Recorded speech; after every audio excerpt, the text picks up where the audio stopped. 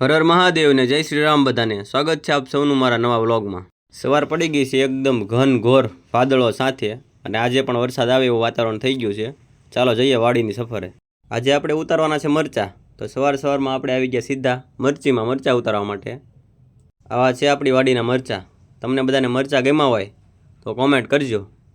અમે મરચાં ઉતારી અને પછી આવી રીતે સારા કરીએ, એક બાજુ ઝીણા કરીએ, એક બાજુ જાડા અને એક બાજુ વાંકા કાઢીએ અને પછી 5 કિલોનું વજન જોખી અને પછી બાંધી દઈએ। પછી આપણે આવી ગયા સીધા ફુલાવર કાપવા માટે। વરસાદનો સમય થયો એટલે હાજરી પુરાવવા માટે આવી ગયો। શ્રાવણ માસ શરૂ થયો એટલે દરરોજ વરસાદ આવે અને રોજ પાણી કરી નાખે વરસાદ આવે એટલે, અને ખેડૂતોને કંઈ કામ ન થાય। વરસાદ રહ્યો એટલે આપણે આવી ગયા સીધા મિલનભાઈ ચૌહાણનું વર્મી કમ્પોસ્ટ ખાતર લઈ અને મરચીમાં ખાતર નાખવા માટે। જો હું તમને દેખાડું, છેલ્લેથી 4 આર મૂકી 5મી 6ઠી 2 આરમાં આપણે ખાતર નાખવાનું છે અને આપણે લાઈવ પ્રૂફ સાથે દેખાડવાનું છે કે મિલનભાઈના ખાતરથી ફાયદો થાય છે કે નહીં એમ। આ તમને ખાસ એટલા માટે જણાવું છું કે વચ્ચે આપણે 2 આર નાખવાની છે એટલે ખબર પડે। તો મિલનભાઈ કીધું એમ કે ભાઈ મૂળિયા સુધી તમારે થોડુંક ખોદી નાખવાનું અને પછી ત્યાં આપણું ખાતર નાખવાનું। તો આપણે એના કહ્યા પ્રમાણે આ રીતે ખાતર નાખ્યું છે।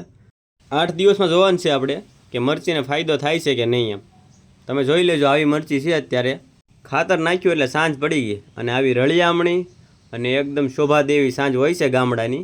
તો તમને બધાને મારા ખેતીવાડી અને મારી મહેનતના વ્લોગ્સ ગમતા હોય તો લાઈક, કોમેન્ટ અને ફોલો કરજો। બધાને જય જવાન, જય કિસાન।